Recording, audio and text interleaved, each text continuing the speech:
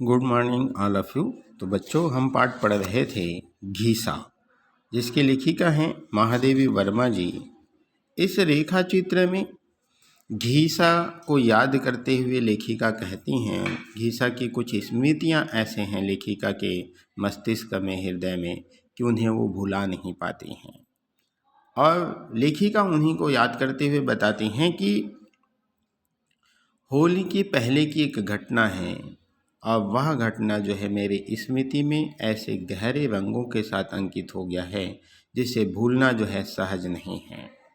क्योंकि उन दिनों हिंदू मुस्लिम वैमनस्य धीरे धीरे बढ़ रहा था और किसी दिन उसके चरम सीमा तक पहुंच जाने की पूर्ण संभावना थी। हिंदू मुस्लिम दंगे होने की पूर्ण संभावना थी। घीसा 2 सप्ताह से ज्वर से पड़ा था। दवा मैं, लेखिका कहती कि दवा मैं भिजवा दी थी, परंतु देखभाल का कोई ठीक प्रबंध ना हो पाता था, क्योंकि उसकी माँ जो है काम करने चली जाती थी, क्योंकि काम नहीं करती तो खाएगी क्या, अपने बच्चे को क्या खिलाएगी। लेकिन एक अंधी बुढ़िया को उसके पास बिठाकर वह काम पे रोज चली जाया करती थी। लेखिका कहती है कि इतवार की शाम को मैं बच्चों को विदा देकर घीसा को देखने चली, परंतु पीपल के 50 पग दूर पहुँचते पहुँचते उसी को डगमगाते पैरों से गिरते पड़ते अपनी ओर आते देखा। अर्थात लेखिका जो है घीसा को देखने जा रही थी, लेकिन लेखिका देखती है कि घीसा जो है उल्टे गिरते पड़ते लेखिका की ओर आगे बढ़ रहा था। वह तो इधर 15 दिन से उठा ही नहीं था। अतः मुझे उसके, लेखिका कहती है कि वास्तव में मुझे उसे देखकर बड़ा संदेह हुआ। उसके सूखे शरीर में विद्युत सी दौड़ रही थी, आंखें और भी सतेज और मुख ऐसा था जैसे हल्की आंच में धीरे धीरे लाल होने वाला लोहे का टुकड़ा। लेखिका यह देखकर चिंतित हो जाती है और उसकी समझदारी की कहानी उसके सहजता से निकल पड़ते हैं कि वह प्यास से जाग गया था, पर पानी पास न मिला। नहीं मिलने के बाद भी वह मनिया की अर्थात अंधी आजी से मांगना ठीक न समझा। इतना समझदार था वो, और चुपचाप कष्ट सहने लगा। इतने में मुल्लू के काका ने पास से लौटकर दरवाजे से ही अंधी को बताया कि शहर में दंगा हो रहा है, और तब उसे यह बात सुनकर घीसा को अपने गुरु साहब का ध्यान आया। मुल्लू के काका के हटते ही वह ऐसे हौले हौले उठा कि बुढ़िया को पता ही नहीं चला, और कभी दीवार कभी पेड़ का सहारा लेते हुए वह गुरु साहब की ओर चलने लगा, और गुरु साहब के पैर पकड़कर यहीं रहने की बात कहने लगा। किसी तरह भी न जाने देगा ऐसा जिद करने लगा। तब लेखिका कहती है कि मेरी समस्या और भी जटिल हो गई। पार तो मुझे पहुंचना ही था, इसलिए पर साथ ही बीमार घीसा को ऐसे समझाकर जिससे उसकी स्थिति और गंभीर ना हो जाए। सदा के संकोची और नम्र घीसा, आज्ञाकारी घीसा कि इस दृढ़ और हठी बालक में पता ही नहीं चलता था।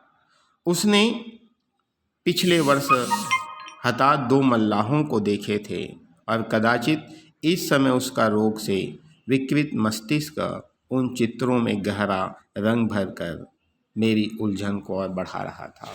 क्योंकि लेखिका को उस पर जाना जरूरी है, लेकिन घीसा जो है उसे रोकने का जिद करता है, और इसलिए पर उसे समझाने का प्रयत्न करते करते अचानक ही लेखिका को ऐसी तार छू जाता है जिसका स्वर मेरे लिए भी नया था। कि यह सुनते ही कि मेरे पास रेल में बैठकर दूर दूर से आए बहुत से विद्यार्थी हैं जो अपनी माँ के पास साल भर में एक बार ही पहुँच पाते हैं, और जो मेरे न जाने से अकेले घबरा जाएंगे। घीसा का सारा हट या सारा विरोध ऐसे बह गया जैसे वह कभी था ही नहीं। और तब कहीं जाके घीसा के सामने तब कहीं जाके घीसा के सामने सारा तर्क क्षमता जो है समाप्त हो गया था। घीसा का जो सारा तर्क क्षमता जो है समाप्त हो गया था। इसलिए यहाँ पर लेखिका यह बात कहती है कि अब घीसा को अकेला बेकार घूमता देखकर या तबीयत खराब है घीसा का और ऐसे छोड़कर जाना भी उचित नहीं था, लेकिन उसे जाना तो पड़ेगा ही।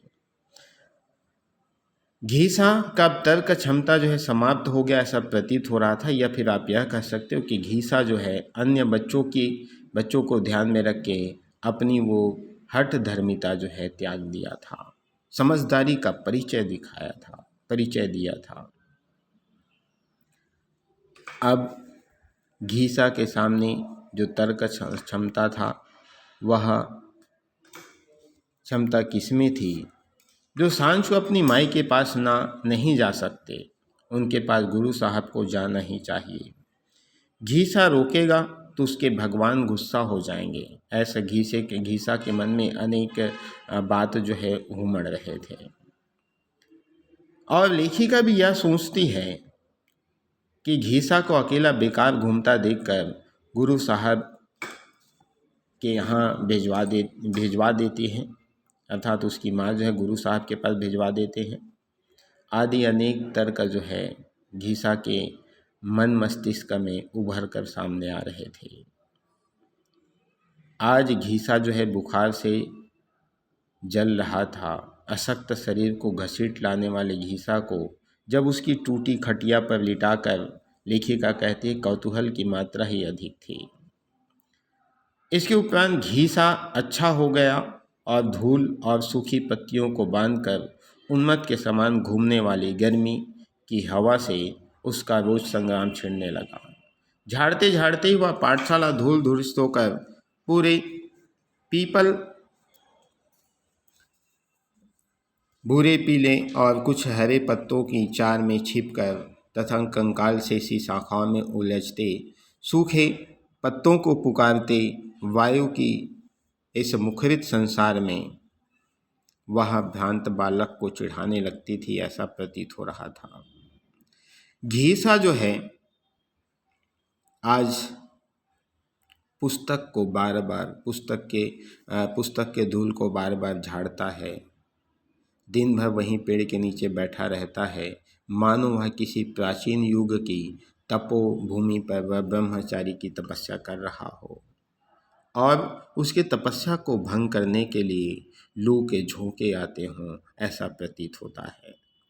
इस प्रकार चलते चलते समय ने जब दाई छूने के लिए दौड़ते हुए बालक के समान झपट कर उस दिन पर उंगली धर दी जब मुझे ना लोगों को छोड़ देना था, तब तो मेरा मन बहुत ही अस्थिर हो उठा था। लेखिका कहती कि कुछ बालक बहुत उदास थे क्योंकि अब लेखिका को यहाँ से जाना है। ऐसा सोचकर कुछ बालक बहुत उदास थे, अब क्योंकि अब गर्मी के छुट्टी भी होने वाले थे, इसलिए लेखिका जा रही है। कुछ बालक बहुत उदास थे और कुछ बालक छुट्टी मिलेगा करके बहुत प्रसन्न थे। अब कुछ जानना चाहते थे कि छुट्टियों के दिन चूने की टिपकियाँ रखकर गिनती गिना जाए या कोयले से लकीर खींचकर गिनती गिना जाए। और कुछ लोगों की चिंता इस बात का था कि अपने पुस्तक 8 पेज का जो पुस्तक है, 8 पृष्ठ की जो पुस्तक है, उसे हम बरसात के पानी से कैसे बचाएंगे। कुछ लोग यह चिंता करते थे कि हमारे घर में बहुत सारे चूहे हैं, उन चूहों से कागज़ को कैसे बचा कर रखा जाएगा। ऐसे सबके सब अलग अलग विचारधारा के सारे बच्चे जो है अपनी समस्याओं का समाधान चाह रहे थे और ऐसे महत्वपूर्ण कोलाहल में घीसा ना जाने कैसे अपना रहना अनावश्यक समझ लेता था। अतः सदा के समान आज भी घीसा जो है वहाँ से कहीं चला गया था। लेखिका जो है बार बार चिंतित भाव से उसे अपने नज़रों से ढूंढने लगी, लेकिन घीसा नहीं मिल रहा था। तब लेखिका का मन जो है भारी हो रहा था, आंखों में कोहरा छा घिर घिर आता था। वास्तव में उन दिनों डॉक्टरों को लेखिका के पेट में फोड़ा होने का संदेह हो रहा था। ऑपरेशन की संभावना थी, कब लौटूंगी या नहीं लौटूंगी, यह सोचते सोचते लेखिका फिर कर चारों ओर और आद्र दृष्टि डालकर कुछ समय तक उन परिचित स्थानों से भेंट कर वहीं उलझी रही। उसके पश्चात कुछ समय पश्चात लेखिका देखती है कि धुंधलेपन में वे कच्चे घर आकट मग्न हो गए थे। केवल फूस के मटमैले और खपेल के कत्थई और काले छप्पर वर्षा में बड़ी गंगा के मिट्टी जैसे जल में पुरानी नावों के समान जान पड़ते थे। कछार की बालू में दूर तक फैले तरबूज और खरबूज के खेत अपने सिर की और फूस के घास फूस की टट्टियों पे घास फूस की झाड़ियों से रखवाली के लिए बनी पर्णकुटियों के कारण जल में बसे किसी आदिम द्वीप का स्मरण दिलाते थे। उनमें एक दो दिए जल चुके थे। तब मैंने दूर पर एक छोटा सा काला धब्बा आगे बढ़ता हुआ देखा। वह घीसा ही होगा, यह मैंने दूर से ही जान लिया। आज गुरु साहब को उसे विदा देना है, यह उसका नन्हा हृदय अपनी पूरी संवेदना शक्ति से जान रहा था।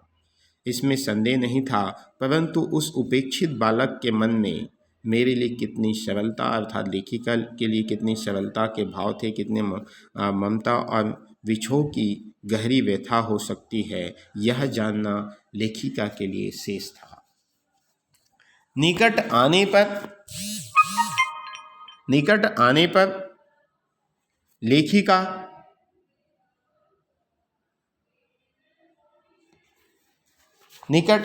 लेखिका देखती है कि वास्तव में किस प्रकार से वह घीसा जो है, वह शाम का समय काले चित्रक समान लगने वाला नंगे बदन घीसा एक बड़ा सा तरबूज दोनों हाथों में संभाले था, जिसमें बीच के कटे भाग में से भीतर की इशत लक्ष्य ललाई चारों ओर के गहरे हरेपन में कुछ खिले हुए बंद गुलाबी फूल के समान दिखाई पड़ रहे थे।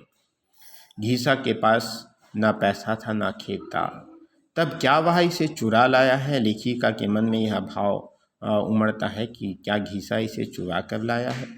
मन का संदेह बाहर आया ही, और तब लेखिका को पता चलता है कि वास्तव में जीवन में खरा सोना छिपाने के लिए ईश्वर ने किस प्रकार से मलिन शरीर को बनाने वाला ईश्वर किस प्रकार से घीसा का निर्माण किया है, घीसा के चरित्रों का निर्माण किया है। वास्तव में घीसा जो है कच्ची मिट्टी की दीवार में रखकर, जिस प्रकार से कोई बूढ़ा व्यक्ति जो है अपने सोने के मुहरों को कच्ची मिट्टी की दीवार में रखकर निश्चिंत हो जाते हैं, वैसे घीसा गुरु साहब से झूठ बोलना, भगवान से झूठ बोलना समझता है। वह तरबूज कई दिन पहले देखाया था। उसके माँ के लौटने में देर हो गया था, इस कारण से घीसा को आज खेत अकेले जाने पड़ा। वहाँ खेत वाले का लड़का था, जिसकी नज़र जो है घीसा की एक नए कुर्ते पर टिका हुआ था, और प्रायः सुनाकर कहा करता था कि अगर चाहिए तो अपना पुराना कुर्ता दिया और यह तरबूज ले जा। इस प्रकार से वास्तव में घीसा ने उस घीसा के लिए वह पुराना कुर्ता जो है नया कुर्ता था, लेकिन आज गुरु माता को वह उपहार, वह भेंट देना है, ऐसा कहकर अपना कुर्ता जो है उस खेत वाले के लड़के को दे आया है, और उसके बदले में तरबूज ले आया है अपने गुरु माता को देने के लिए। वास्तव में मीठा है या नहीं, यह देखने के लिए वो उसे काट लिया है, लाल है या नहीं करके, और मीठा है या नहीं ऐसा देखने के लिए उंगली से कुछ निकाल भी लिया है। गुरु साहब ना ले तो घीसा रात भर रोएगा, छुट्टी भर रोएगा, और रोज अगर ले लेता है तो निश्चित रूप से घीसा जो है नहा धोकर पेड़ के नीचे पढ़ा करेगा, पाठ को दोहराया करेगा, और किताब से जो पाठ हैं उसे लिखकर दिखाया करेगा। तब स्नेह वह बालक सिर पर हाथ रखकर वास्तव में घीसा की यह चरित्र जो है फिर घीसा के मुख का विशेष प्रबंध कर मैं बाहर चली गई। लेखिका कहती है कि लौटते लौटते कई महीने लग गए, इस बीच उसका कोई समाचार न मिला। संभवतः था जब फिर उस ओर जाने का मुझे अवकाश मिल सका। अवकाश ही नहीं मिला, छुट्टी ही नहीं मिला। घीसा को उसके भगवान जी ने सदा के लिए पढ़ने से अवकाश दे दिया था। आज वह कहानी दोहराने की मुझ में शक्ति नहीं है, लेखिका यह बात कहती है। अर्थात उस ज्वर के कारण घीसा शायद परलोक सिधार गया था, अर्थात ईश्वर ने उसे सदा पढ़ने की कार्य से छुट्टी दे रखा था, ऐसा। और घीसा के वह चारित्रिक विशेषता जो हैं लेखिका के हृदय में, उसके स्मृति पटल पे आज भी उकर कर सामने आते हैं। तो बच्चों, आज के लिए इतना ही। धन्यवाद।